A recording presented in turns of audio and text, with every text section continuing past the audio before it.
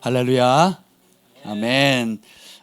우리 마가복음 10장 17절부터 31절 말씀 보겠습니다. 마가복음 10장 17절부터 31절 말씀입니다.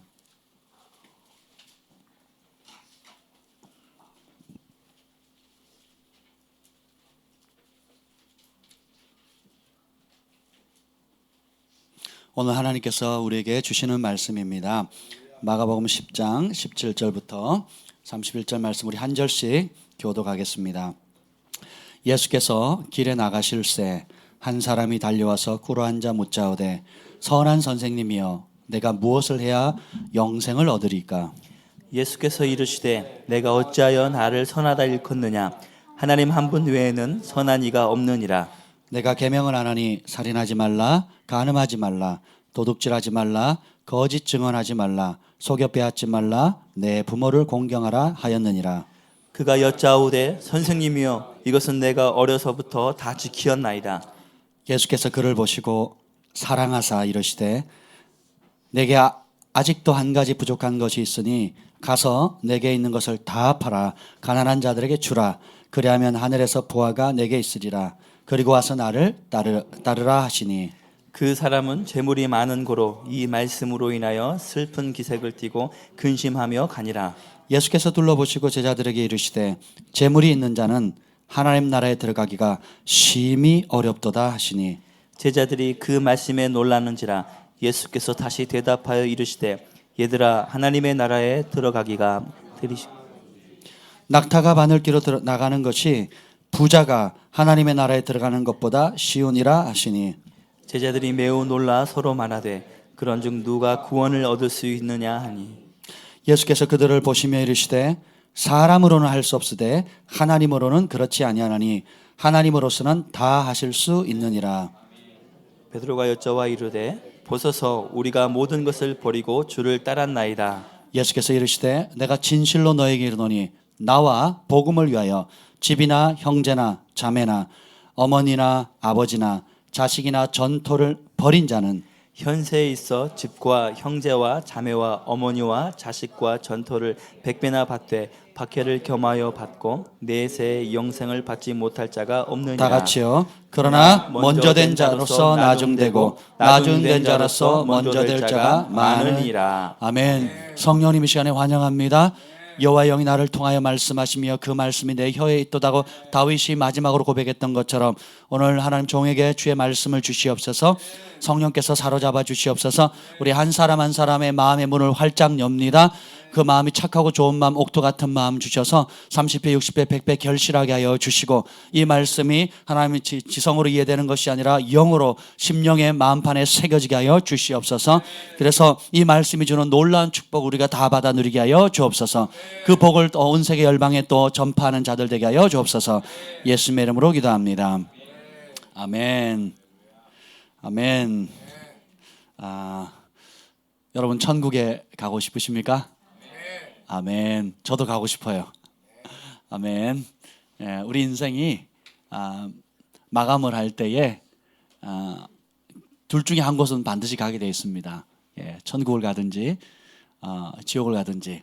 그래서 거기서 영원한 시간을 결국은 보내게 될 겁니다. 그래서 거기에 비하면 70년, 80년 혹은 100년을 사는 것은 너무도 짧지요.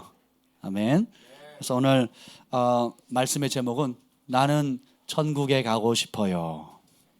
아멘. 옆에 분에게 해서 나도 천국에 가고 싶어요. 누가 천국에 갈 수 있을까요? 아멘. 마음은 소원이되 육신이 약하면 안 됩니다. 그래서 정말 천국에 갈 수 있는 길을 좀 여러분에게 나누고 싶어요. 아멘. 신앙생활 20년, 30년, 50년 혹은 평생을 했는데 이제 호흡이 다해서 이제 내용이 내 몸 밖에 떠나가는데 천사가 오는 게 아니라 마귀들이 낄낄대면서 와서 나를 지옥으로 끌고 간다면 이거 심각하잖아요. 그죠? 내가 글로벌 파이어 교회 다니고 11조도 하고 멕시코 선교원금도 하고 멕시코도 다녀왔는데 내가 지옥에 가면 안 되죠.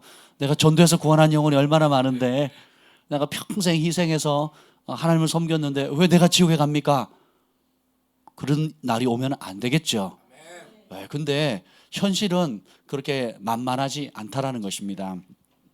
오늘 예수님께서 길을 걸어가실 때 한 부자 청년 이야기가 나오죠. 예, 여러분 다 이야기 알 겁니다. 제가 여러 번 말씀을 전했던 기억이 나는데요.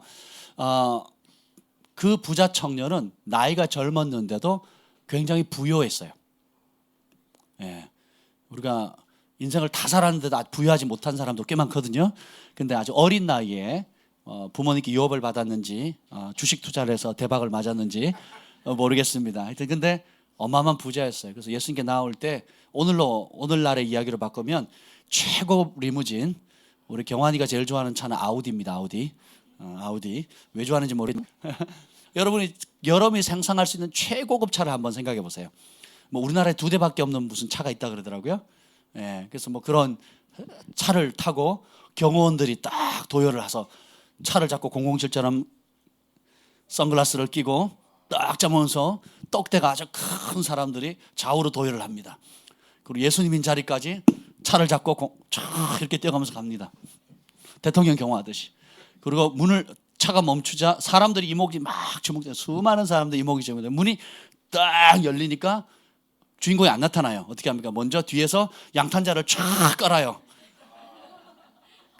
그러면 사람들이 주목할 때까지 기다립니다. 그리고 모든 사람의 시선이 자기에게로 딱 왔을 때 문이 옆으로 열리는 게 아니라 위로 열려요. 우주선처럼. 그러면 딱 나가지고 아주 이렇게 조금은 거만하면서도 복장은 아주 세련되고 아주 멋있게 그렇게 쫙 예수님께 다가옵니다.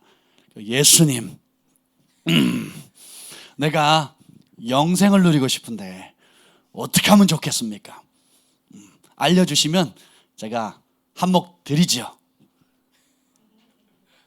뭐 그럴 거라고 생각하지 않습니까, 여러분? 그렇잖아요? 근데 이 부자 청년은 그렇게 하지 않았다는 거예요. 오히려 예수님이 있는 길가에 찾아와서 막 달려옵니다. 그리고 그 흙바닥에 털퍽 무릎을 꿇습니다. 그리고 간청하는 거예요. 한번 읽어봅시다. 17절 읽어봅시다. 10절 시작. 길에 나가실새 한 사람이 달려와서 꿇어앉아 묻자오되 선한 선생님이여 내가 무엇을 하야 영생을 얻으리까? 얼마나 열정이 있습니까? 얼마나 겸손합니까? 얼마나 사모합니까? 그 예수님께서 10계명 중에 나머지 후반부에 5계명을 지키라고 하죠. 살인하지 말라, 간음하지 말라, 도둑질하지 말라, 거짓 증언하지 말라, 속여 빼앗지 말라, 내 부모를 공경하라. 그랬더니 저는 살인도 안 했습니다, 간음도 안 했습니다, 도둑질도 안 했습니다, 거짓말도 안 했습니다, 속여 빼앗지도 않았고요, 특별히 부모님 잘 공경했습니다. 이렇게 얘기를 합니다. 그러니까 좋은 사람, 나쁜 사람이에요. 겸손하지요, 열정 있지요, 그리고 10계명의 후반부에는 하나님과의 관계, 사람과의 관계 속에서 지켜야 할 율법이 명하는 모든 말씀을 다 지켰잖아요. 그렇죠? 그러니까 굉장히 훌륭한 사람입니다. 제가 여러 나라에 다녀보고 또 국내 많은 곳에서 복음을 전해봤습니다. 그런데 단 한 번도 경험하지 못한 사건이 여기에 기록되어 있어요. 제가 말씀을 전하고 또 어느 교회 갔더니 제가 데이비드 호건 목사님 통역을 몇 번 했잖아요. 그러니까 어느 교회 갔는데 청소년들이 떼거지로 나오는 거예요. 제가 처음 가는 교회인데 떼거지로 나오더니 와 하고 박수를 치고 막 90도로 인사하는 거예요. 단체로. 목사님 쟤네들 왜 저러냐고. 그랬더니 우리 교회 학생들에게는 목사님이 영웅입니다. 그래서 왜 그러냐면 데이비드 호건 목사님 통역을 했기 때문에 무슨 스타를 보는 듯이 반기는 거예요. 근데 그럼에도 불구하고 전 세계 그 어떤 사람도 저에게 달려와가지고 무릎을 팍 꿇고 목사님 어떻게 해야 영생을 얻을 수 있습니까? 라고 진지하게 묻는 사람은 단 한 사람도 못 봤어요. 여러분도 의자에 앉아있잖아요 지금.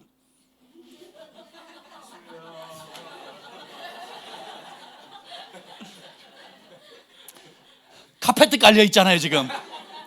흙바닥도 아니고 가난한 구걸하는 거지도 아니고 정말 떵떵거리면서 부족함 없이 평생 살아갈 수 있는 그런 사람이 그렇게 겸손히 나와왔다는 거예요. 근데 그런 도덕적인 의로움, 그리고 자신의 남한테 해 끼치지 않고 때때로 남을 도우며 부모님 장 공경하는 그런 남들이 보기에는 완벽한 사람, 남들이 보기에는 다 가진 듯한 사람도 그것만으로는 행복할 수 없다는 걸 깨달은 거예요. 남들이 원하는 부를 누려봐도 행복하지 않다는 걸 압니다. 남들이 원하는 고등 지식을 가져도 그걸로는 부족하다는 걸 아는 거예요. 남부럽지 않은 모든 것을 갖췄으면서 솔로몬만 해봐도요, 얼마나, 전도서를 누가 기록했어요? 솔로몬이 기록했죠. 그 전도서에 가장 많이 반복되는 말이 뭡니까? 헛되고 헛되고 헛되노니 해 아래 모든 것이 헛되다. 새 것이 있다 없다? 없다. 근데 내가 결국 깨달은 게 있다. 청년의 때에 여호와를 경외해라. 그러니까 뭐 왕궁에 살고 왕비와 후궁을 수천 명을 거느리고, 그리고 솔로몬 시대는 은이 흔했더라 이렇게 나오거든요.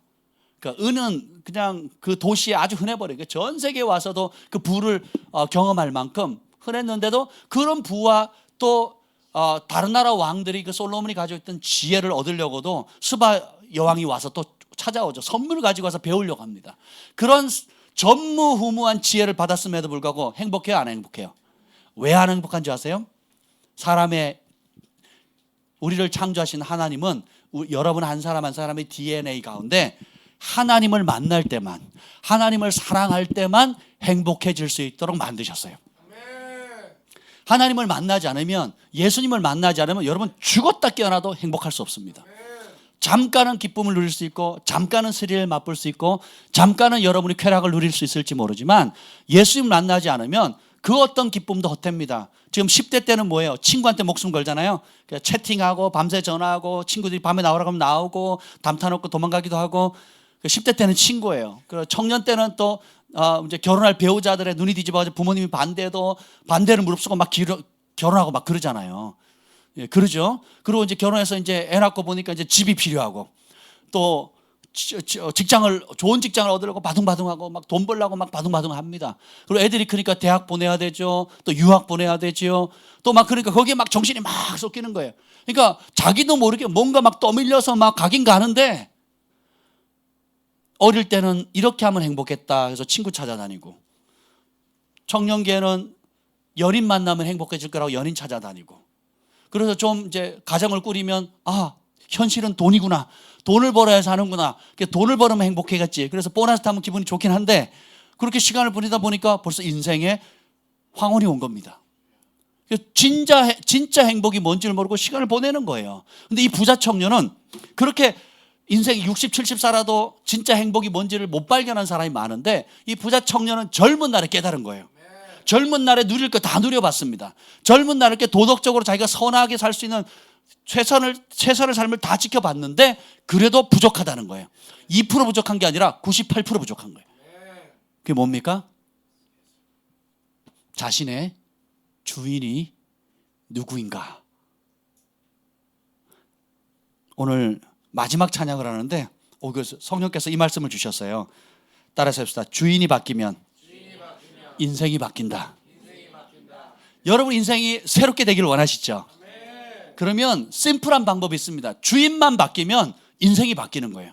근데 여러분이 왜 노력하고 힘쓰고 애쓰고 때로는 기도하고 나름대로 열심을 갖는데 행복하지 않으냐, 만족함이 없느냐? 그게 뭔지 아세요? 주인이 아직 바뀌지 않았기 때문입니다. 여전히 교회는 다니고 여전히 봉사도 하고 여전히 활동도 하고 때로는 선교여행 간다 할지라도 내 마음 가운데 진짜 주인이 예수님으로 바뀌지 않으면 여러분의 인생은 여러분의 것입니다.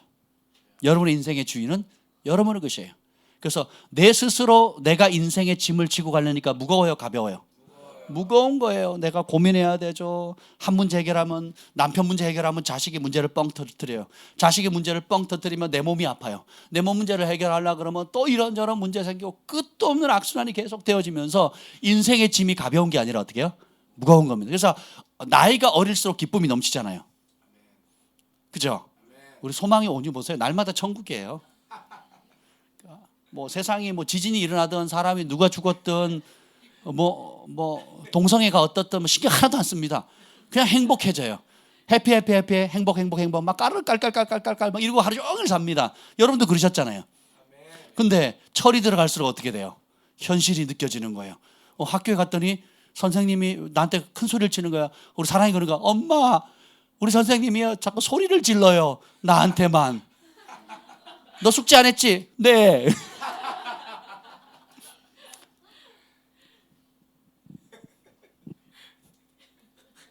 현실을 직시하기 시작하는 거예요. 맨날 그 받아쓰기 빵점 10점 빵점 10점 이렇게 맞다가 이제 잘했다 그랬어요. 제가 빵점 맞아도 잘했다 그러고 10점 맞아도 잘했다 그랬어요. 그거 잘했죠? 그리고는 하하호 하면서 공부 안 하고 계속 다니다가 이제 2학년 딱 되면서 받아쓰기를 하는데 어느 날 100점을 받아온 거예요. 그 왜 그랬냐 그랬더니 100점을 받으니까 칭찬을 해주는 거예요. 그 칭찬의 맛을 들이기 시작한 거예요. 동시에 어떻게 해요? 경쟁의 스트레스를 받기 시작하는 겁니다. 그걸 못 받았을 때 오는 보이지 않는 무언의 압력들, 또 그것을 받았을 때 오는 그 무언의 기쁨, 이런 것들이 이제 생성되면서 어떻게 돼요? 행복을 누리기도 하고 또 스트레스를 받기도 하고, 그리고 성취감을 누리기도 하고 실패감도 실패의 쓴 잔을 맛보기도 하고, 이제 그러면서 인생이 그냥 이렇게 내 마음대로 그냥 히히락락 할 수 있는 것이 아니구나 하면서 어떻게 해요? 진리를 찾아가는 겁니다. 그런데 이 젊은 부자 청년에게 우리에게 배울 것이 너무너무 많습니다. 이 부자 청년은 나 천국 가고 싶어요. 영생을 누리고 싶어요.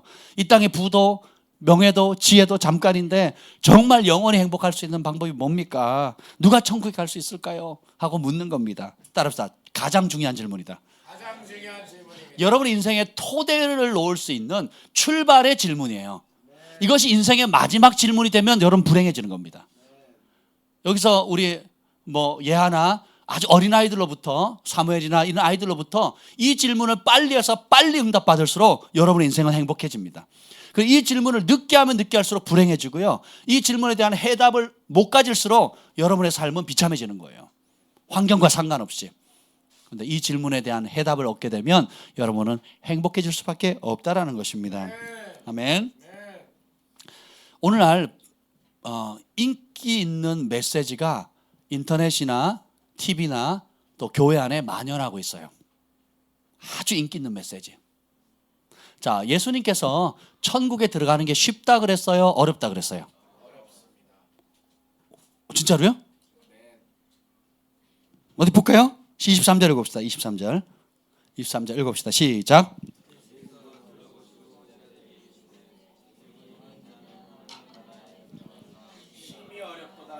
재물이 있는 자는 하나님의 나라에 들어가기가 너무 쉽다 그랬습니까? 심히 어렵도다. 그랬더니 제자들의 반응이 그 말씀에 깜짝 놀라는 거예요.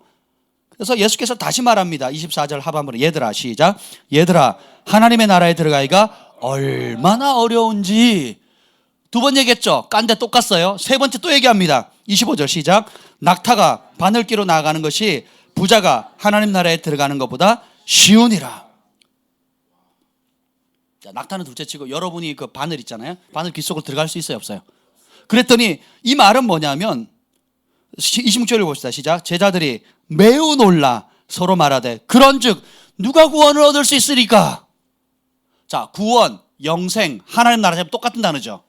구원, 영생, 하나님. 이게 천국 가서 상을 못 받는 개념이 아니에요. 그러면 다행이죠. 천국은 들어가는데 상을 누구는 크게 받고 적게 받고 이런 차원이면 그냥 옵션이에요. 근데 그게 아니라 지금 보세요. 무엇을 해 영생을 얻을까 그랬더니 주님은 하나님 나라라고 답을 하시죠. 천국이라고 얘기하시죠. 그리고 제자들은 뭐예요? 그러면 누가 구원을 받겠느냐 이렇게 나오는 겁니다. 다 똑같은 말이에요. 오늘 복음을 전도할 때 너무 쉽게 전해요. 전도지 나눠주고 동의하십니까? 축하합니다 하는 감정이 아닙니다. 그리고 어떻게 할렐루야 하나님 자녀가 됐습니다. 의심하지 마십시오. 믿음은 감정이 아닙니다. 기분이 아닙니다. 사실입니다. 팩트예요. 팩트. 예수님은 심히 어렵다 그랬어요. 근데 사람들은 오늘 전도하는 전도자들은 혹은 교회 강단에서 전파되어지는 메시지는 뭐라 그래요? 다 갈 것 같아요. 너무 쉽대요. 예수님의 십자가의 보혈을 믿기만 하면 천국 간다는 거예요. 맞는 말인데 그 십자가를 믿는다는 그 십자가의 보혈의 은혜를 믿는다는 그 말 안에 내가 예수님이 십자가를 지셨듯이 나도 십자가를 진다는 그 말을 빼먹는 거예요. 누구든지 나를 따르거든 자기 십자가를 지고 나를 따르라. 자기 목숨을 얻으려고 하는 사람은 죽을 것이고 자기 목숨을 잃고자 하는 자는 얻을 것이라 그랬잖아요. 이 내용은 다 빼는 거예요. 다 빼는 거예요. 그리고 자기 죄를 사랑하면 어떻게 돼요? 그 죄가 있는 곳으로 갑니다. 누구든지 지는 자는 이기는 자의 종이 된다 그랬거든요. 죄에 지면 죄의 종이고 의에 지면 의의 종이라는 거예요. 지금 내가 무엇에 지고 있는가가 여러분의 실상이에요. 여러분이 지고 있는 그것이 여러분의 진짜 주인이에요. 돈 때문에 모든 것이 눈이 뒤집어진다 그러면 돈이 여러분의 주인인 거예요. 명예, 자존심이 여러분의 결정에 중요한 역할을 한다 그러면 진짜 주인은 누구예요? 명예와 자존심인 거거든요. 그렇죠? 그래서 예수님께서 오늘날 복음이 지금 교회가 어떤 성도를 만들고 있느냐, 마태복음 23장 15절에 보면 아주 중요한 말씀이 있어요. 예수님께서 바리새인과 서기관을 책망하십니다. 너희가 교인 한 사람, 몇 사람? 얻기 위하여 바다와 육지를 두루 다니다 생각이 생기면, 자, 여러분 전도 한 명 하려고 바다와 육지 두루 다니세요? 바리새인과 서기관은 그렇게 열심히 하거든요. 바다와 육지, 그러니까 나라를 건너간다는 거거든요. 그렇게 열정적으로 한 교인을 얻으려고 하다가 생기면 너희보다 배나 더 지옥 자식이 되게 한대요. 전도를 하는 게 좋은 거 나쁜 거예요? 아멘. 근데 전도는 했는데 교회 안에 들여다 놓고 어떻게 했다고요? 성전 안에 들여놓고 어떻게 해요? 나도 지옥 갈 뿐만 아니라 나보다 배나 더 지옥 자식이 되게 하는 거예요. 왜냐? 우리가 사람들이 듣고자 하는 메시지를 전하려고 하기 때문에 그렇습니다. 저도 설교자지만 오늘날 정확한 진리의 복음을 전할 거냐, 인기성 메시지를 전할 거냐는 유혹을 가운데 날마다 선택해야 합니다. 제가 어떤 주제를 설교하면 사람들이 반응이 큰 게 있어요. 하나님 역사하시고 은혜가 되는 게 있습니다. 또 어떤 주제의 설교를 하면 사람들이 안색이 바뀌어요. 그걸 싫어합니다. 그리고 끝나고 나면 저한테 화내고 할 메시지가 있어요. 근데 주님이 첫 번째 메시지 전하라 그러면 할렐루야 룰루랄라 합니다. 근데 두 번째 메시지를 전하라 그러면 내가 힘든 거예요. 제가 힘든 거예요. 그럼 이걸 전해야 되나 말아야 되나. 이거 전하면 저를 초대해 주신 목사님도 싫어해요. 그리고 앉아있는 사람도 싫어할 사람이 반드시 생깁니다. 싫어하는 정도가 아니라 와서 공격해요. 그래도 말 안 듣죠? 그럼 어떻게 하죠? 저를 2단으로 몰아붙입니다. 예, 제가 태권도도 1단인데 2단으로 몰아요.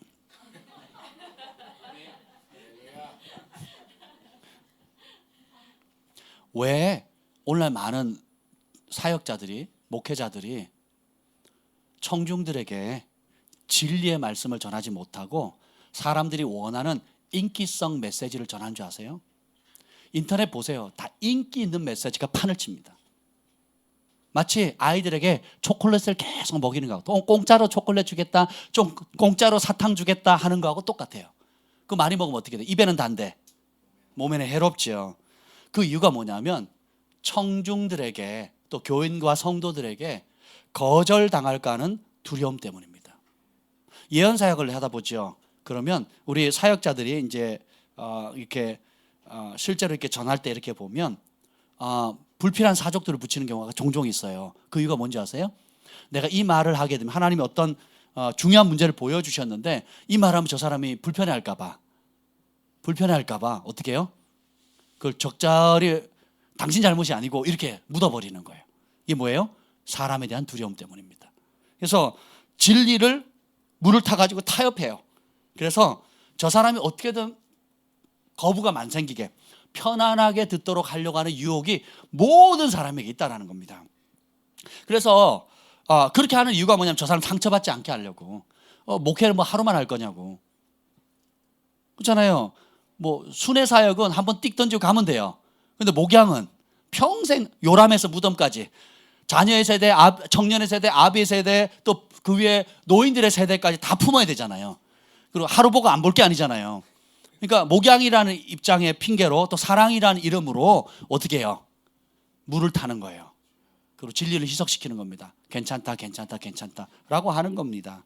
그러면 그런 사역자의 사랑이라는 이름으로 하는데 초점이 뭔지 아세요?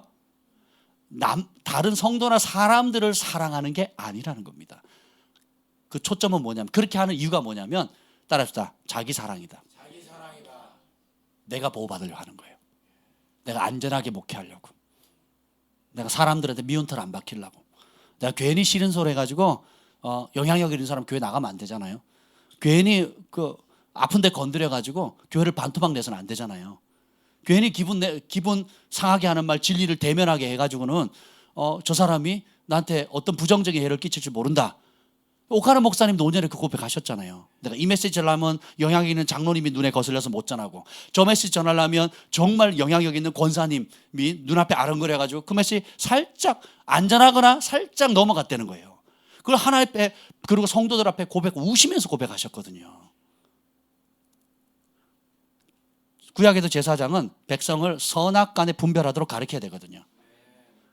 오늘 이 청년을 보면 겸손함으로 다가왔는데 예수님께서 어떻게 얘기를 하십니까? 예수님께서 이 청년을 미워했을까요? 사랑했을까요? 21절 읽어봅시다. 21절 시작. 예수께서 그를 보시고 사랑하사. 아멘. 근데 네가 아직도 한 가지 부족한 게 있다. 근데 한 가지가 뭐냐면 다 잘하는데 요거 부족하다, 이런 뜻이 아니에요. 네가 100점 만점에 99점 맞았어. 근데 1점만 더 맞으면 퍼펙트한 삶이 된다라고 말하는 게 아니에요. 거꾸로예요. 2% 잘하는데 98%를 못하는 게 있다는 거예요. 그 한 가지가 뭐예요? 이 친구가 잘하는 것은 사람을 사랑하는 거예요. 다시 말하면 사람 앞에 잘 보이는 것, 사람을 잘 되는, 부모님 공경하고 이웃들에게 해끼치지 않고 선한 일 하는 것, 구제하고 나눠주는 것들을 잘했습니다. 근데 첫 계명부터 앞부분에 그 4계명까지는 어떻게 돼요? 주 너의 하나님만 섬기라, 우상을 두지 마라, 우상 앞에 절하지 마라 하면서 하나님과의 관계를 얘기하잖아요. 그러니까 첫 번째 될 것을 첫 번째 둬야 되거든요. 근데 두 번째 되는 것만 잘한 거예요. 그리고 두 번째 계명을 첫 번째에 둔 삶을 살았을 때 어떻게 되는지를 오늘 보여주는 것입니다. 그래서 보세요. 내게 아직도 한 가지 부족한 것이 있으니 내게 있는 것을 다 팔아. 얼마를 팔라고요? 가난한 자에게 주라. 그리하면 하늘에서 보화가 내게 있으리라. 그리고 와서 나를 따르라. 다 팔아서 나눠주래요. 자, 이 청년은 영생의 말씀, 진리의 말씀을 들으려고 왔어요. 사모함과 열정과 겸손한 마음으로 왔어요. 그런데 이 청년의 반응을 봅시다. 22절 읽어봅시다. 시작. 그 사람이 재물이 많은 거로 이 말씀으로 인하여 슬픈 기색을 띠고 근심하며 가니. 영생의 말씀을 들으려고 왔는데 어디로 간다고요? 뭐 때문에 걸려 넘어져요? 아니요. 재물 때문에 넘어지는 게 아니에요. 다시 읽어보세요. 영생의 말씀을 들으려고 왔는데 이 사람은 뭐 때문에 넘어지는 거예요? 이 말씀, 누구의 말씀? 예수님의 말씀 때문에 무너지는 겁니다. 예수님께서 오는 사람마다 모든 부자에게 다 팔아라 그러셨어요? 그 청년에게 얘기하는 거예요. 너의 주인은 뭐다? 재물이다, 돈이다. 사람마다 그런 자신의 전부가 있어요. 특히 어머니들은 내 새끼 하는 게 있어요. 내 새끼 하면 배는 게 없습니다. 심각해요. 그 내 새끼가 나이가 만든 우상이 돼요. 그리고 어떤 사람은 자신이 하는 음악 혹은 스포츠 혹은 자기가 좋아하는 무엇인데 그것 자체가 나쁜 건 아니에요. 근데 문제는 뭐예요? 첫째 계명을 첫째 둬야 되는데 하나님을 사랑하라는 마음과 힘과 뜻과 목숨을 다해 주 너의 하나님을 사랑하는 그 첫째 계명을 첫째에 둬야 되는데 두 번째 계명을 첫째로 바꿔버리는 겁니다. 그걸 가르쳐 성경은 우상이라고 하는 거예요. 잘 들어보세요. 말씀 들으려고 영생의 말씀, 진리의 말씀을 들으려고 왔는데 뭐 때문에 넘어져요? 말씀 때문에 슬퍼하죠. 말씀 때문에 근심하죠. 여러분, 하나님의 말씀은 근심케 하는 능력이 있어요. 근심할 때 여러분 결정해야 돼요. 왜 근심하냐? 내 생각은 잘하고 있다고 생각했는데 예수님 말씀 뭐래요? 잘못된 방향으로 가고 있다는 거예요. 내 생각은 나는 이 정도면 완벽하고 나는 법 없이도 살고 다른 사람에게 선하게 베풀고 어려움 없이 남들도 나를 존경하고 나도 내 나름 착한 사람이라고. 저도 처음 예수 믿었을 때 제일 힘들었던 게 뭔지 아세요? 회개하라는 거예요. 그리고 우리 선생님하고 목사님 너는 죄인이다 그러는 거예요. 의인 없나니 하나도 없고 모든 사람이 죄를 범하였으며 하나님의 영광 이르지 못하고. 모든 사람이 나는 빼고의 모든 사람이었어요. 그때 그 당시는 나름 착했거든요. 여러분 동의하지 못하지만 저는 제 기준에 착했어요. 믿거나 말거나. 동네 사람들이 어른들이 아유 우리 아들이 철수였으면 좋겠다 막 그랬어요. 저는 그 말을 문자 그대로 믿었어요. 오버하지 마세요. 근데 생각을 해보세요. 근데 교회 가는데 죄인이라고 그래요. 회개해야 된대요. 너무 동의하기 어려운 거였어요. 사람마다 그 제일 전도 안 되는 사람이 누군지 아세요? 자기가 죄인이라는 걸 인정 못하는 사람. 저희 아버지도 법 없이 사실 분이고요. 제 친구 아버지도 법 없이 사실 분이에요. 정말 훌륭한 분이시거든요. 근데 그게 누구 기준이에요? 내가 만든 법이에요. 이 부자 청년도 자신의 기준인 거예요. 그래서 근데 이 말씀 때문에 여러분 그래서 진짜 하나님의 말씀 진리가 선포되어지는 곳, 진짜 하나님의 말씀을 대언하는 사역자들, 진짜 하나님의 음성을 듣고 전하는 예언자들, 선지자를 찾아갈 때 조심하셔야 됩니다. 왜냐하면 그분들은 여러분들이 진리와 대면하게 만들어요. 그러면 근심이 되거든요. 그래서 이 말씀을 받을 거냐 거부할 거냐, 딱 진리가 딱 비춰보니까 내가 고칠 거냐 말 거냐 선택해야 돼요. 근심하게 되는 거예요. 근데 오늘 이 청년은 뭐예요? 근심한 결과 어떻게 해요? 예수님의 말씀을 사랑합니까 싫어합니까? 예수님의 말씀보다 뭘 사랑해요? 자신이 아끼는 재물을 더 좋아하게 되는 거예요. 그러니까 예수님이냐 만몬이냐, 예수님의 말씀이냐 내 생각이냐, 선택의 그 근심의 상황에서 뭘 선택해요? 자기 욕심을 선택하는 겁니다. 그리고는 어떻게 해요? 거부하죠. 자, 예수님이 그 청년을 사랑했어요, 미워했어요? 그래서 예수님이 사랑해서 너 내 말 안 들으니까 가 그리고 쫓아냈어요? 누가 떠납니까? 누가 거부합니까? 여러분의 인생은 남 탓할 수가 없어요. 핑계하는 것처럼 비겁한 사람이 없습니다. 남 탓하고 부모 탓하고 형제 탓하고 친구 탓하고 돈 떼먹고 간 사람 탓하는 거 그것처럼 비굴한 게 없어요.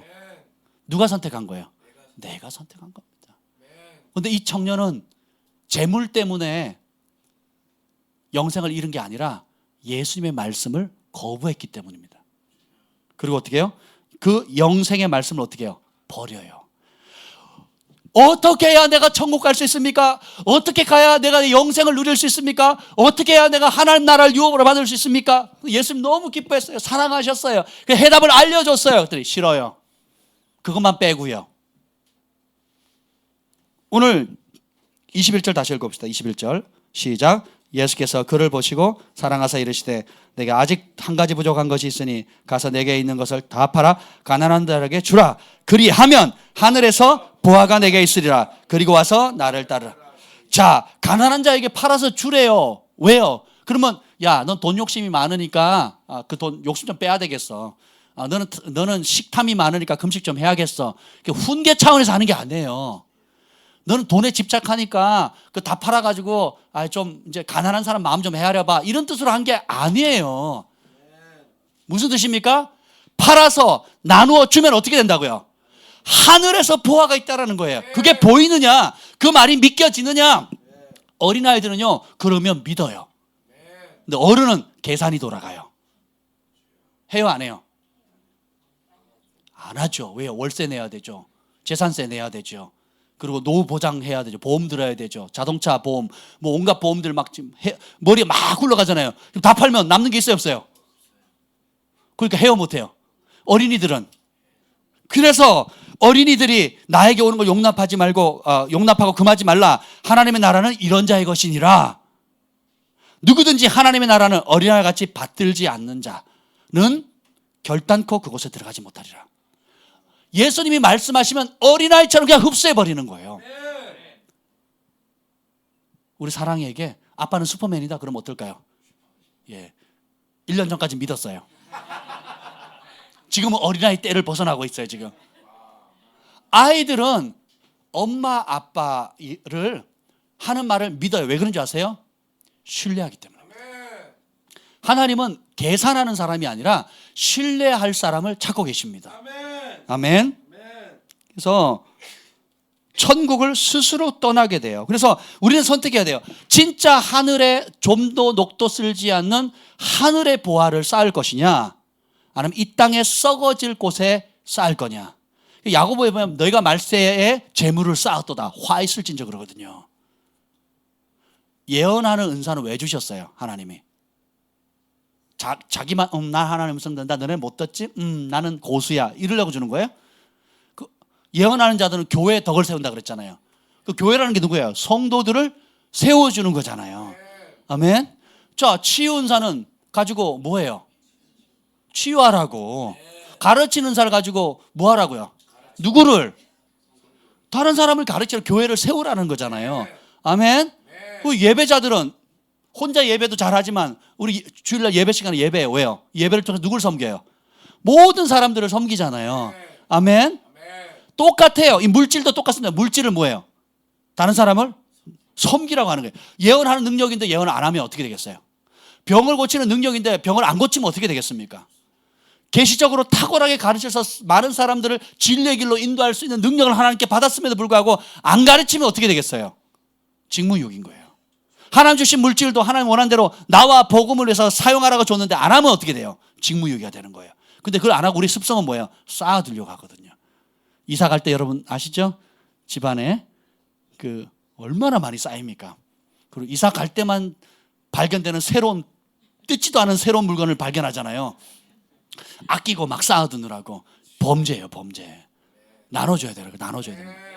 그래서 여러분 제가 말씀드리는 정기적으로 여러분 물건들을 한번 쭉 보시고 리스트를 만들어서 기도하세요. 하나님 누구를 줄까요? 그러면 새 것이 옵니다. 새 것이 안 오면 하늘의 창고에 쌓이는 거예요. 아멘. 그래서 여러분은 저와 여러분은 선택하셔야 돼요. 이 땅에 보물을 쌓는 삶을 살 것인가? 하늘에 좀 더 녹듯을지 않는 영원한 나라에 쌓을 것인가? 여러분들 선교헌금하고 건축헌금 하시잖아요. 그리고 구제헌금도 하고 북한 탈북민들 돕잖아요. 사랑하는 만큼 또 성령의 감동 주시는 만큼 결국 그것이 뭡니까? 하늘에 쌓는 겁니다. 그리고 교회 하나님의 전에 드리는 것 외에도 여러분 개인적으로 일상의 삶 가운데 어렵고 힘들고 가난하고 도움이 필요한 사람들에게 아낌없이 나눠주잖아요. 그게 뭐예요? 하늘에 쌓는 것입니다. 하늘에 쌓는 삶을 살아야 되는 거예요. 근데 부자 청년은 하늘에 쌓는 건 보여요? 안 보여요? 안 보이니까 뭐예요? 이 땅에 쌓아두는 게 안전해 보이는 겁니다. 저는 제 통장에 있는 모든 것과 그리고 제 삶에 있는 모든 동산과 부동산 뭐 얼마나 될지 모르겠어요. 제 거라고 생각해 본 적이 한 번도 없습니다. 주님 말씀하시면 아무 때나 내어놓습니다. 예수님께서 오늘 영생에 이를 자의 특징은 뭐냐면 나와 복음을 위해서 버리는 자라 그랬어요. 집이나 전토나 밭이나 부모나 형제나 어떻게 해요? 무엇을 위해? 내 욕심을 위해서 그들을 이용하는 게 아니라 예수님과 예수님의 복음, 예수님과 예수님의 말씀을 위해서 그 모든 것을 성령 인도함 따라 내어놓을 때 어떻게 돼요? 이 땅에서 100배로 현세에서 100배를 받고 밭대 고난과 더불어 받고요. 그 다음에 내세 영생을 얻지 못할 자가 영생을 못 얻을 자가 없다는 거니까 반드시 얻는다는 거예요. 그래서 우리의 삶의 전부가 예수님의 것으로 드려진 사람은 그 사람만이 천국으로 나아갈 수 있다는 겁니다. 그래서 여러분 인생이 바뀌기를 원하십니까? 주인을 바꾸세요. 주인이 바뀌면 인생이 바뀌어요. 사역자들은 사역이 우상이 될 때가 있습니다. 사역자들 경건한 사역을 하잖아요. 내 사역이 우상이 될 수가 있어요. 내 사역을 키우는 게 우상이, 하나님의 이름으로 예수님의 복음을 전파하면서 진리로 가르치지만 결국은 뭐예요? 표면적으로는 그런데 이 중심 가운데 사역자들 가운데도 이 사역이 자기 우상이 되는 사람도 종종 있다는 겁니다. 끊임없이 우리 안에 내 것은 아무것도 없다. 주기철 목사님처럼 일사각오해야 되는, 죽을 각오를 해야 되는 거예요. 주님 말씀하시면 언제든지 내어놓을 준비가 되어야 되는 거예요. 내 시간, 내 몸, 그리고 내게 주신 여러 가지 축복들, 그리고 심지어 내 목숨까지도. 일사각오의 주기철 목사님의 그 마지막 장면이 어떻게 되냐면 이제 일본군이 주기철 목사님 풀어주려고 하다 안 되니 고문을 하다 안 되니까 지쳤어요. 그래서 마지막으로 쓰는 전략이 뭔지 아세요? 노모와 아내와 자식을 데리고 와요. 그리고 회유책을 합니다. 그러고는 풀어주겠대요. 지금이라도 택시 불러서 보내주겠다는 거예요. 근데 가다가 사거리에 보면 뭐 그 천황에게 절할 수 있는 어떤 그런 뭐 이렇게 물건이 있나 봐요. 이제 거기 차 타고 지나면서 창문 내리면서 고개만 한번 까딱하고 가래요. 뭐 누가 보는 그 순사가 하는 말이 보는 사람도 없지 않냐고. 누가 보냐고 그거를. 그냥 그 광장 사거리에 그 천황을 숭배하도록 만들어 놓은 거기에다가 걸어가는 것도 아니고 차 타고 하면서 창문 내리고 고개만 까딱 한번 하면 없었던 걸 해주겠다. 그러니까 그 사모님이 우리 목사님은 그렇게 하실 분이 아닙니다. 가겠습니다 하고 일어나 버리는 거예요. 그러니까 바로 끌고 어디로 가느냐면 극심하게 고문받는 그 현장으로 손톱 발톱을 다 뽑아낸 거예요. 이 고문은 상상할 수가 없죠. 이제 그 가운데 고문을 시키는데 그러니까 노모와 이게 그리고 아내와 자식이 보는 앞에서 고문을 시키는 거예요. 그러니까 그 가족들이 울면서 기도하는 겁니다. 근데 저는 종종 그 장면을 어릴 때부터 떠올렸어요. 내가 만약에 컸는데 내가 결혼해서 자식을 낳았는데 예를 들면 내가 믿음을 지키려고 이렇게 고문을 받고 있는데 만약에 그 고문하는 사람이 네가 믿음을 버리지 않으면 네 큰아들 주한이를 죽이겠다. 그것도 잔인하게 죽이겠다. 한 번에 그냥 킥하고 죽이면 얼마나 좋겠어요. 손톱 발톱을 뽑거나 눈을 뽑거나 치아를 뽑거나 그 보는 앞에서 아주 잔혹스럽게 지금 IS가 그렇게 하고 있거든요. 한다면 과연 나는 내 믿음을 지킬 수 있을까? 내가 고통당하는 것도 견디기 어려워서 믿음을 지킬까 말까 한데 내가 사랑하는 내 자식, 내 부모, 내 형제들이 나 때문에 대신 죽는다라고 생각을 간헐적으로 생각을 해봤어요. 근데 주기철 목사님 그 영화를 보면서 더 그런 생각이 드는 거예요. 그래서 제가 주한이 경환할 때 어릴 때부터 간혹 그런 얘기를 했어요. 혹 그럴 리 없겠지만 혹 이후에 그런 대환란 기간이나 이런 마지막 때 그런 일이 벌어진다고 치면 야 우리 약속하자. 나는 내 믿음 지킬 테니까 너는 니네 믿음 지켜라. 내 눈 뽑힌다고 니네가 아파하지 말고 내 손톱 뽑힌다고 해서 니네가 마음 상하지 마라. 나는 내 믿음 때문에 이거는 순교는 특권이에요. 그리스도를 위해서 고난받으면서 예수님의 사랑 때문에 고난받는다고 증거하는 것 자체가 영광이거든요. 영광으로 알아라. 그리고 니네가 내 앞에서 고문받아서 죽으면 나 그것 때문에 나 너네 살리려고 나 타협하지 않을 거다. 우리 딜 오케이 한 겁니다. 그래서 각자 믿음 안에서 죽음은 영광인 거예요. 잠깐 눈앞에 보이는 그 고통 잠깐이거든요. 물론 견디기 어렵고 우리 힘으로 할 수 없지만 주기철 목사님 마지막에 그러시잖아요. 그 순사가 당신이 믿는 하나님 어디 있냐고 이렇게 고통받고 몇 년 동안 처참하게 온몸이 걸레가 될 정도로 이렇게 고통받는 이 상황에 당신의 하나님은 어디 있냐고. 그랬더니 주기철 목사님이 유명한 말씀하시잖아요. 나는 지금껏 내 믿음으로 내가 지켜온 줄 알았습니다. 내 인내와 내 능력으로 내가 십자가를 지고 이 고문을 견딘 줄 알았습니다. 그런데 이제 깨닫습니다. 내가 내 십자가를 진 게 아니라 예수님이 이 고문의 현장에 이 고난의 현장에 예수님이 대신 나의 십자가를 지셨습니다. 지금 이 자리에 내가 견디고 서 있을 수 있는 이것도 호흡하고 말할 수 있는 것도 예수님이 나의 십자가를 지셨기 때문에 내가 있는 것입니다. 이것이 바로 하나님이 살아계시다는 증거고 나를 사랑하는 증거입니다. 순사 양반 당신 자기를 고문했던 그 사람에게 얘기를 하는 거예요. 하나님이 당신을 사랑합니다. 그랬더니 막 이 순사가 미치려고 그래요. 이게 복음의 능력이거든요. 아멘. 여러분 이런 일이 안 생기면 좋겠지만 또 생길 수도 있다라는 거예요. 지금 전 세계 법들 보세요. 이게 정상적으로 가정을 유지하는 가정을 다 비정상으로 만들어 버리잖아요. 미국은 지금 완전히 엉망이 됐고요. 한국도 그걸 막 몰아붙이는데 지금 그것을 대적해서 막아서는 단체는 기독교밖에 없어요. 정신 바짝 차리셔야 됩니다. 그렇다면 여러분 그걸 아셔야 돼요. 갈망과 소원과 열정만으로는 안 됩니다. 지난 주일날 말씀을 전하는데 우리 승만 형제가 굉장히 성령의 음성을 들었어요. 그게 뭐냐면 승만아 너는 갈망하는 것만 갈망의 대가를 지불했는데 거룩의 대가는 왜 지불하지 않느냐? 그게 저는 우리 나눔 시간에 나누는데 성령의 음성으로 들리더라고요. 갈망의 대가를 지불한 사람은 많아요. 의외로 많습니다. 철야하고 금식하고 작정 기도하고 40일 기도하고 갈망의 대가, 주님을 만나고 싶은 마음에 주님의 음성을 듣거나 응답을 받고 싶어서 문제를 해결하기 위해서 주님을 갈망의 대가를 지불한 사람은 많지만 내가 거룩하니 너희도 거룩하라 한 것처럼 주님의 거룩함처럼 거룩함의 대가를 지불하는 사람은 너무도 적다라는 거예요. 갈망의 대가를 넘어서서 이제는 거룩의 대가를 지불해야 됩니다. 거룩은 뭡니까?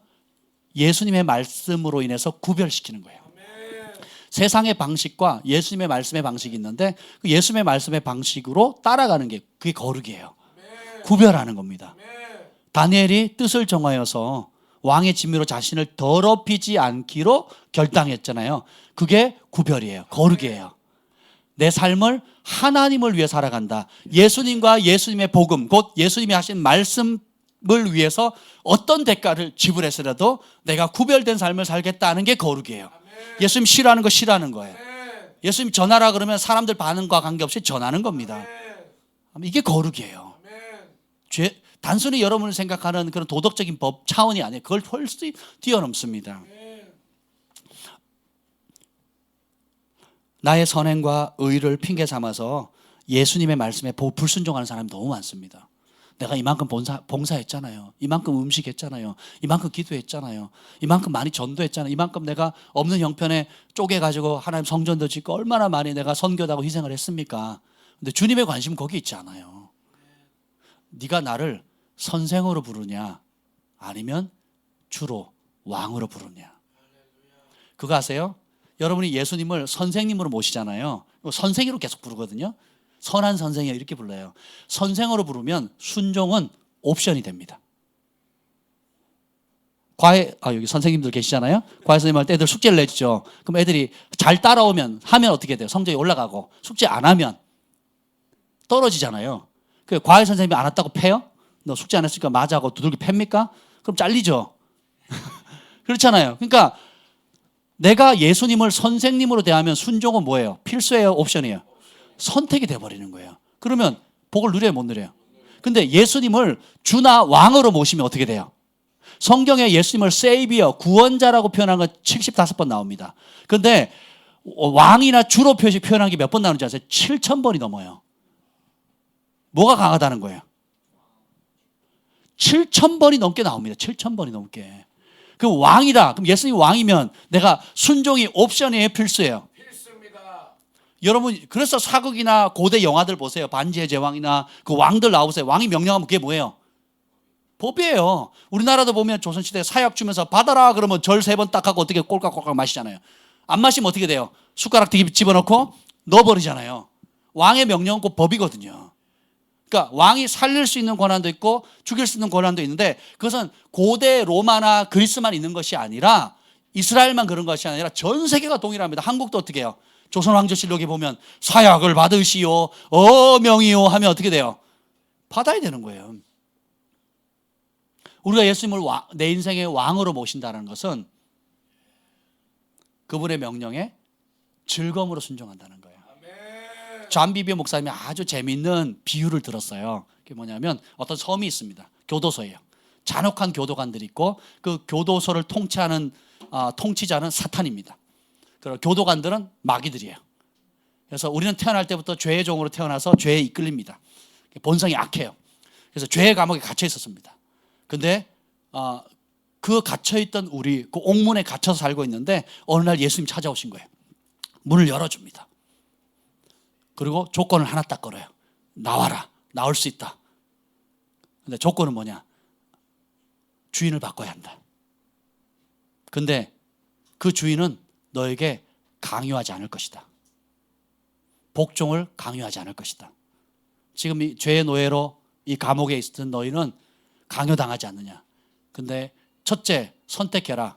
이 섬의 왕인 사탄에게 계속 굴복하며 살 건지 아니면 만왕의 왕인 나에게 순종할 건지 선택해라. 그리고 주인을 바꿔라. 주인을 바꿨다면 주인에게 즐거이 순종해라. 한 가지밖에 없는 거예요.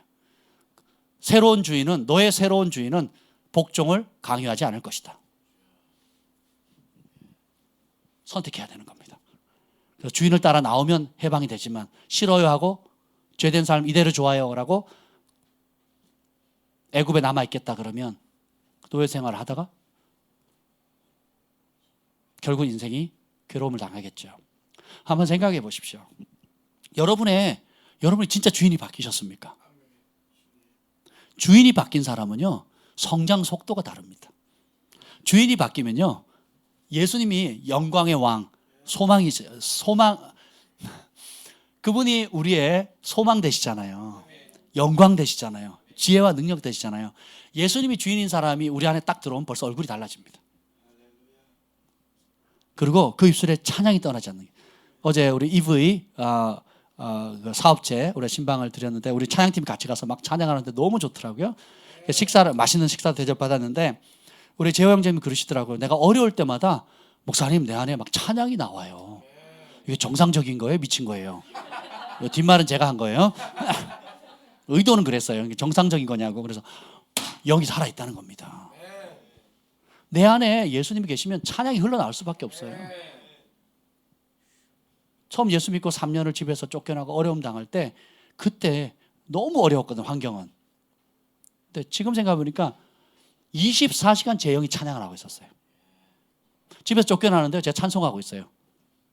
내 주를 가까이 하려 함은 십자가 짐 같은 고생이나 꿈에도 소원은 늘 찬송하면서 주께 더 나가기 원 이러고 찬양하고 있는 거예요. 그리고 새벽에 깨면 주가 나와 동행을 하면서 나를 친구 삼으셨네 이러고 있어요. 제가 새벽에 깼는데요. 화장실 가려고 깼는데 그런 찬양을 하고 여러분도 그러시잖아요. 아멘 한 사람 주인이 바뀐 사람이에요. 이 아멘이 저게 무슨 뚱딴 사람 미친 거 아니야? 뭐 왜 저래? 저렇게 노래를 좋아하나? 제가 그랬어요. 제 영점 이건 노래를 좋아해서 생기는 게 아닙니다. 내 영이 깨어 있어서 하나님을 찬양하는 것입니다.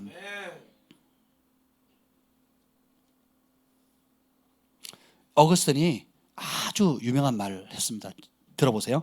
복음 있지, 이 복음에서 당신의 마음에 드는 것만 믿고 마음에 안 드는 것을 거부한다면 당신이 믿는 것은 복음이 아니라 당신 자신입니다. 성 어거스틴이 한 얘기예요. 이 말씀을 읽을 때, 예수님의 복음서를 읽을 때 마음에 드는 구절 있잖아요. 내가 너와 함께하리라. 반드시 복을 주리라. 꼬리가 되지 않고 머리가 되게 하리라. 할렐루야. 아멘. 아멘. 내가 수고하지 않는 짓지 않은 집에서 집을 얻게 될 것이고. 할렐루야. 뭐 얼마나 좋은 말씀들이 많아요. 이 좋은 말씀은 아멘, 아멘, 아멘이에요. 그런데 마음에 안 드는 걸 거부한다면 십자가를 져라. 복음과 함께 고난 받으라. 달라 하면 줘라. 다 팔아라. 막 이러면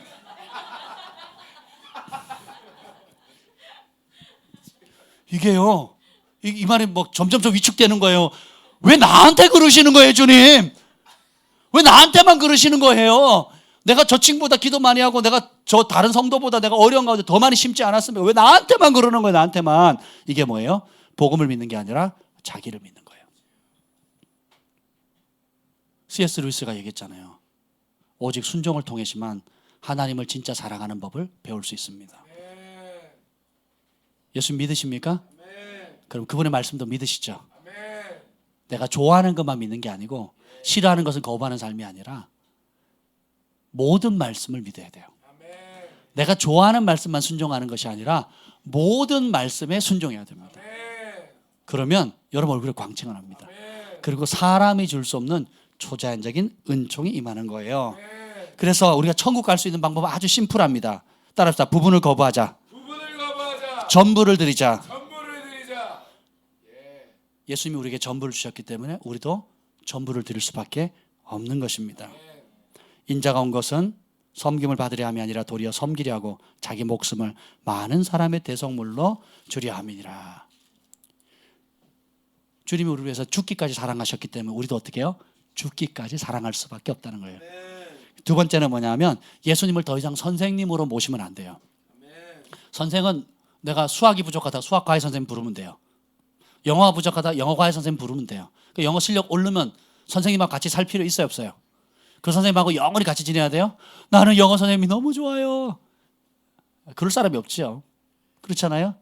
그래서 내가 혜택을 누리기 위해서 주님을 만나서는 안 됩니다.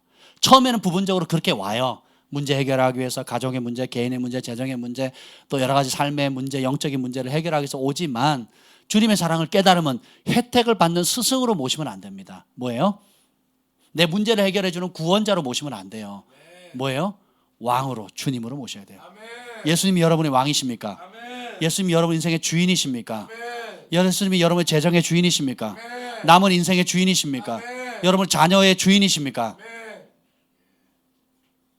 그럼 여러분 그 다음에 진짜 주인이면 어떻게 되는 줄 아세요? 다 팔아 버립니다. 밭에 감추인 부활을 발견한 사람 다 팔아서 사죠.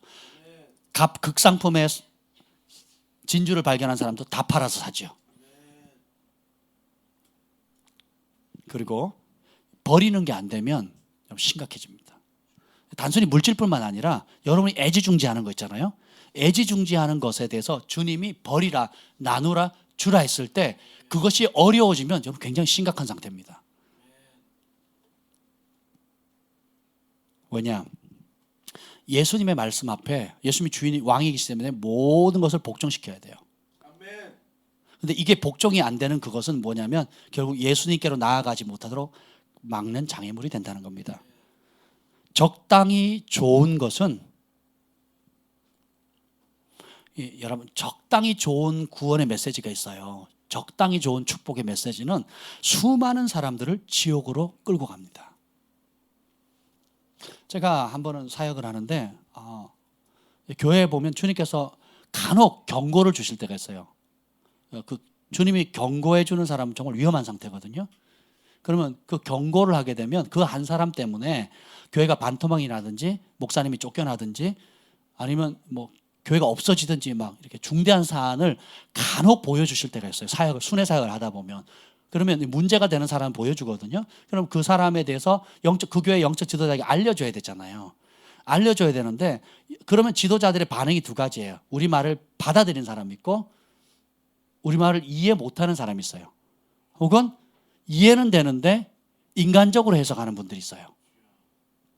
그래서 내 양을 누구보다 내가 목사님은 아무리 은사가 탁월하지만 손님 아니냐. 그리고 외부에서 왔다 갈 사람 아니냐.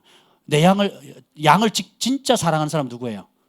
그 목사님이잖아요. 맞는 말이죠. 우리가 그 얘기를 하는 네, 문제는 뭐냐? 사도선자 복음 전하는 목사 교사가 있는데 목자는 아버지예요, 아버지. 그러면 선지자는 뭐예요? 하나님의 음성을 전달해 주는 거잖아요. 그러니까 목양의 특징은 사랑이거든요. 사랑과 긍휼과 인내요. 기다려 주는 거예요. 품어 주는 겁니다. 근데 선지자들은 뭐예요? 하나님 오늘 지금 이 시간에 주어진 아주 중요한 열쇠들을 나눠 주는 거거든요. 그래서 일반 목양하는 사람들이 못 보는 영적인 것들을 알려 주는 기능을 하게 됐어요. 누가 만드신 거예요? 하나님 만드신 거거든요. 그래서 하나님께서 특별히 어느 교회나 여러분 교회 선지자가 오는 것은 그 교회 영적 전환이 오는 겁니다. 그냥 우연히 오는 게 아니에요. 진짜 선지자가 오면 그 교회의 영적 기류가 바뀌어요. 그리고 진짜 선지자를 집에 모시거나 가정이나 기업에 모시잖아요. 그럼 그 기업에 전환이 와요.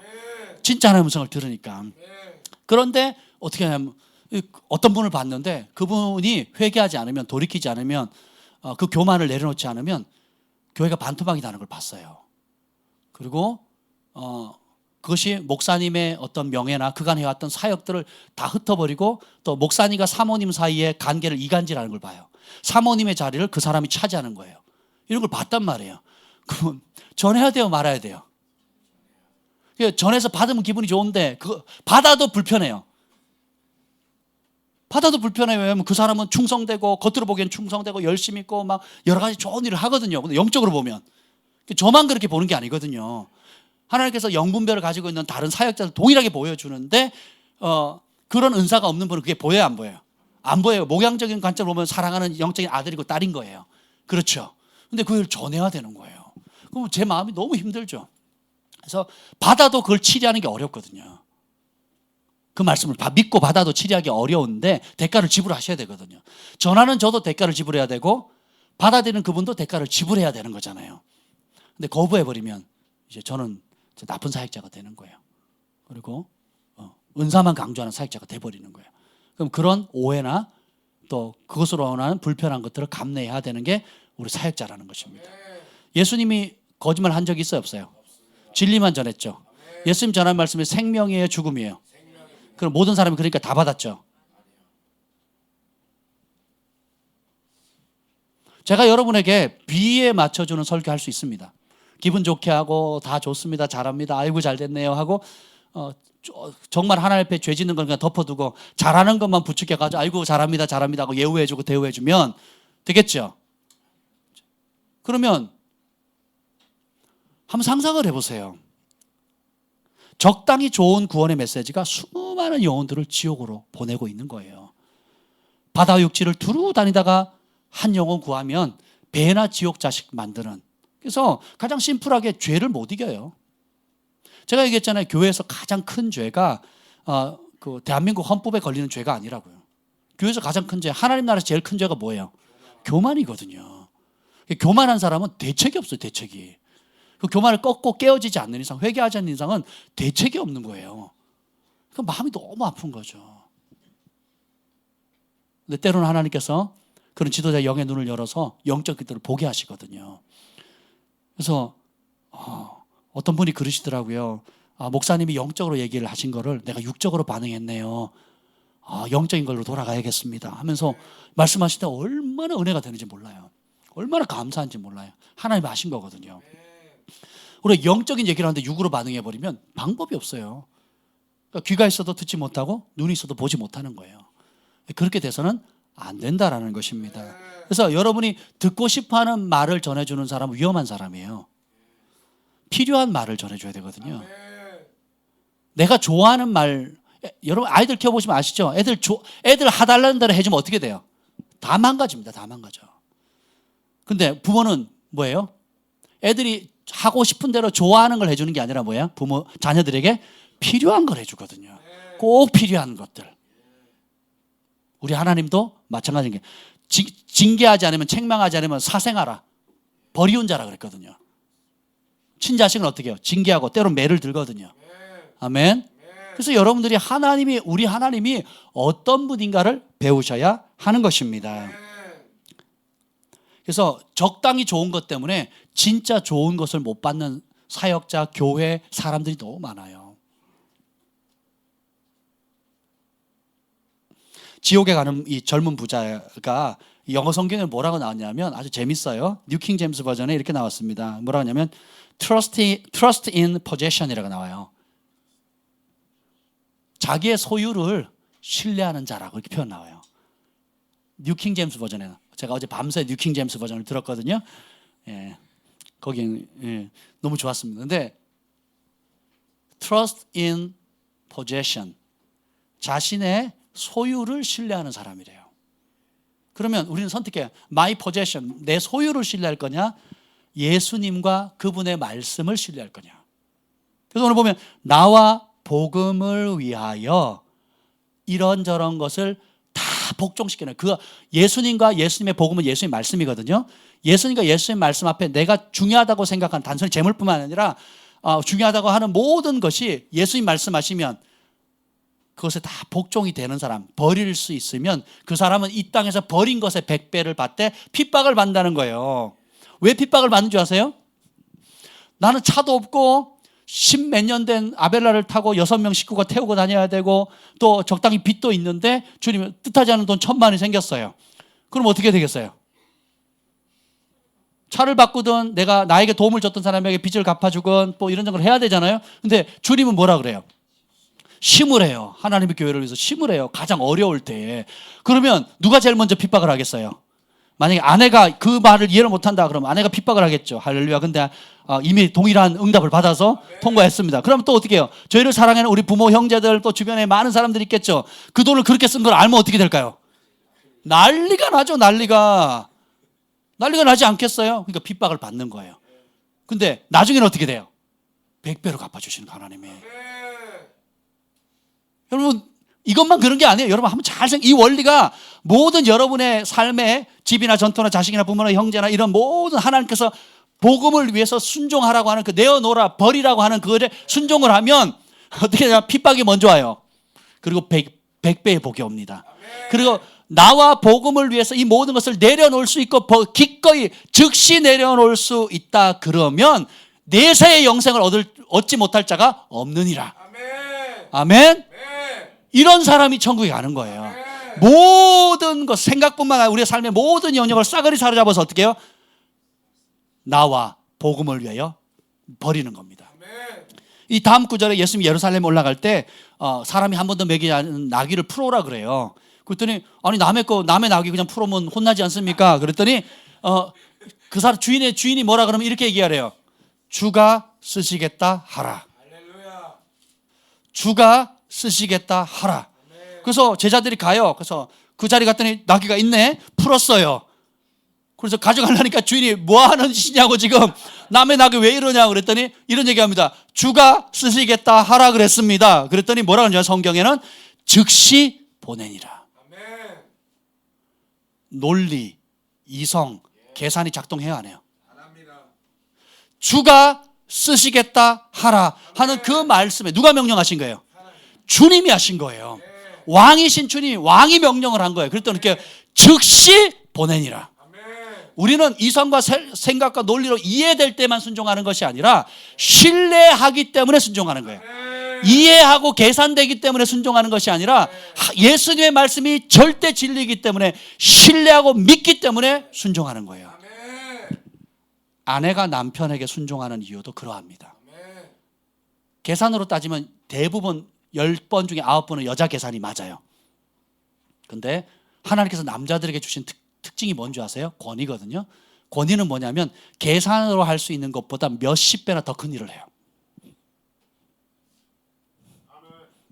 아멘. 이게 권세의 능력이에요. 장사해 보시거나 사업해 보시면 알 겁니다. 사소한 거 옳고 그런 거 막 따지고 막 사람들한테 막 달달달 걷고 뭐 계산이 10원이 맞니 안 맞니 이렇게 따져버리면 이 사람은 어떻게 해요? 다음에 물건을 못 답니다. 그리고 큰 기회 있을 때 배제돼요. 그 사람은.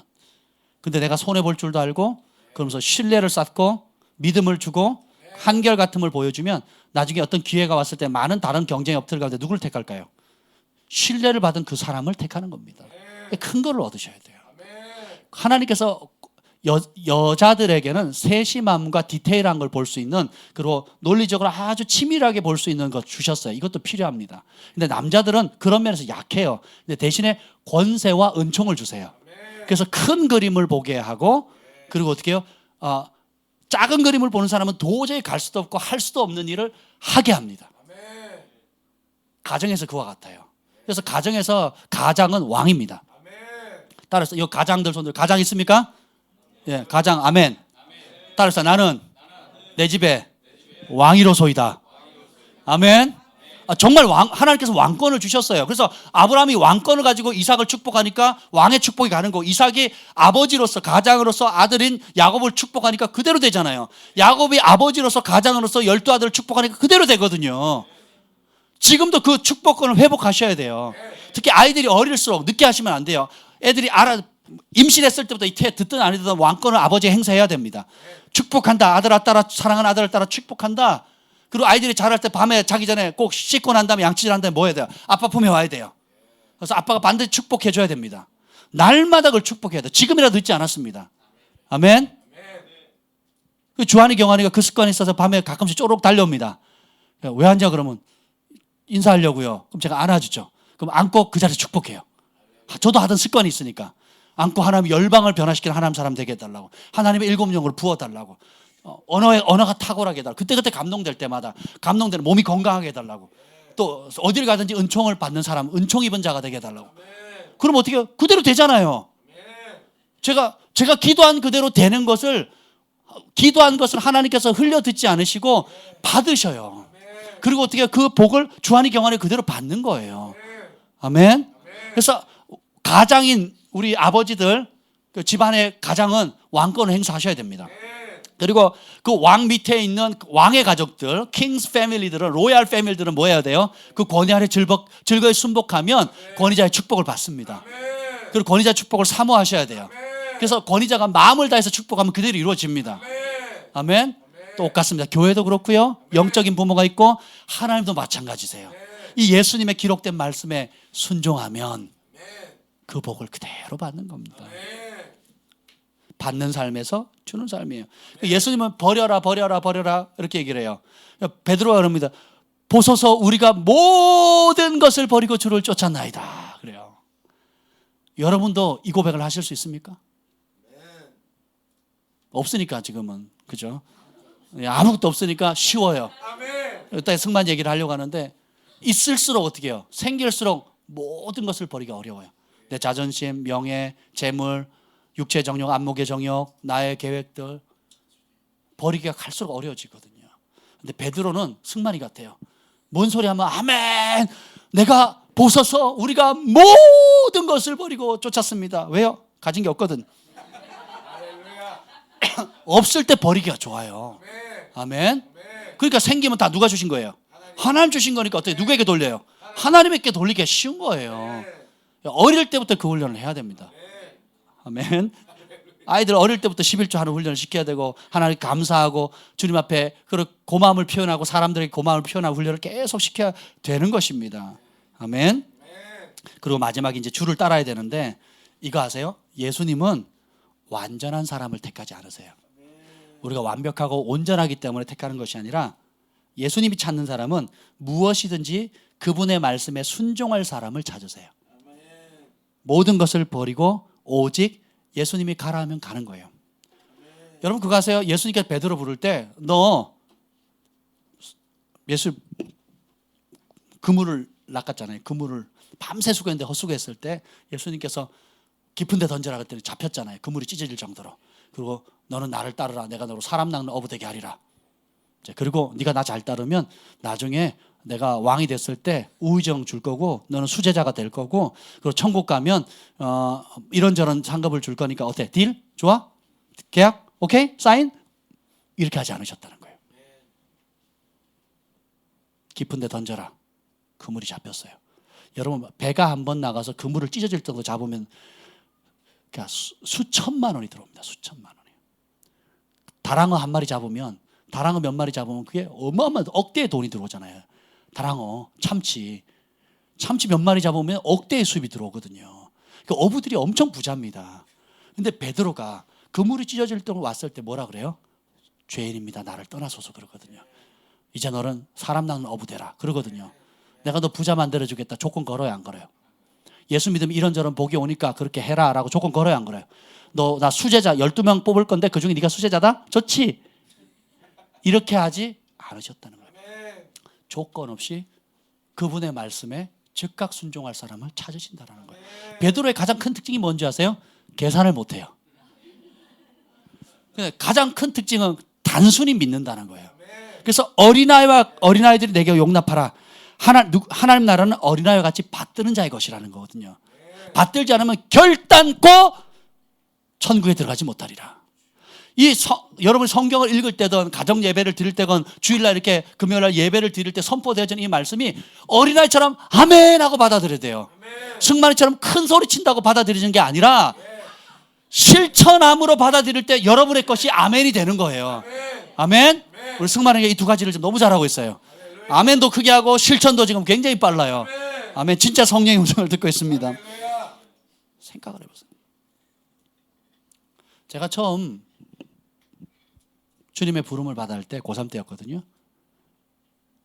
내가 여호와의 집에 영원히 거하겠다는 그 부르심을 받을 때, 그때는 목회자의 길을 간다는 게 저에게는 어떤 개념이었냐면 이거였어요. 먹을 게 없어서 라면 먹어야 되고, 그리고 내가 가르치는 아이들의 어머니들이 그 중고등부 여자아이들 머리끄댕이를 잡고 와가지고 교회에다 집어 던지면서 여기서 살아. 그리고 잊을만 하면 교회 바로 옆에 있는 이웃들이 돌을 들고 와서 유리창을 깹니다. 교회를 1층에서 2층으로 증축을 해야 되는데 돈이 없으니까 목사님께서 2층으로 올라가가지고 아시바를 메고 제가 학교 갔다 오면 페인트 칠을 하고 벽돌을 넣었어요. 그리고 학생의 2부 순서는 벽돌 나르기. 그 다음 주 2부 순서는 뭐 시멘트 깨기. 실제로 그랬거든요. 그리고 목사님은 늘 교회에서 자야 되고 기도하다가 주무시고 그리고 예수님 때문에 늘 핍박받아야 되고 그 부르심을 선택하겠느냐. 거기에 제가 예라고 한 거예요. 그래서 부름받아 나선이 몸 어디든지 가오리다. 이름 없이 빚도 없이 종의 몸에 지닌 것도 아낌없이 드리리다. 저는 그 길을 선택한 거예요. 근데 우리 주님이 그걸 어여삐 여기시고 어떻게 해요? 예. 라면 대신에 라면은 이제는 특식이 됐어요. 저에게는. 얼마나 좋은 음식 많이 먹고 스테이크만 호주에 가서 스테이크만 3일을 먹다 왔잖아요. 우리 주님 그렇게 하지 않으신단 말이에요. 이 땅에서 100배를 받되 뭐라고요? 고난과 더불어서 받는다고요. 핍박과 더불어서. 우리 하나님은 너무 좋으신 아버지세요. 여러분 가짜 복음에 속지 마세요. 여러분 달게 하는 거, 적당히 좋게 하는 거, 적절히 물에 탄 것들. 그래서 가짜로 살다가 가짜가 되면 어떻게 되는 줄 아세요? 진짜를 핍박하는 사람이 돼요. 근데 진짜가 되면 의인은 고난이 많으니라. 그러나 고난 중에서 주님이 건지시니라. 사망의 음침한 골짜기가 없는 게 아니라 골짜기를 통과하게 해요. 그 골짜기를 다닐지라도 해를 두려워하지 않는 삶을 사는 겁니다. 폭풍이 없는 게 아니라 폭풍 속에서도 요동치 않는 복을 받는 거예요. 그러니까 날마다 기적이 아니겠습니까? 날마다 기쁨이 아니겠냐고요. 날마다 행복하지 않겠습니까? 그 복을 누리시기를 축복합니다. 그래서 우리는 진짜 천국 백성은 주를 따르는 거예요. 내 생각 따르는 게 아니고 예수님을 나의 스승으로 따르는 것이 아니라 나의 주님, 나의 왕, Jesus is King. 예수님은 나의 왕이십니다. 왕을 섬기는 거예요.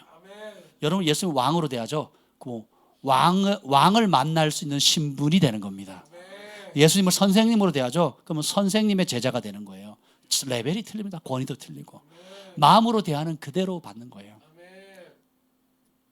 예수님 우리의 왕이십니다. 예수님만이 나의 주인이십니다. 그래서 나 천국 가고 싶어요. 아멘. 누가 천국 갈 수 있을까요? 예수님을 왕으로 모신 분이에요. 주인으로 모신 분이에요. 초막이나 궁궐이나 내 주 예수 모신 곳이 그 어디나 하늘나라인 거예요. 우리 찬송 한번 합시다. 우리 미령이 어디 갔니? 내 영혼이 은총 입어 중한 재짐 벗고 보니 슬픔 많은 이 세상은 D 코드인가요? 네. G예요? G? D, G.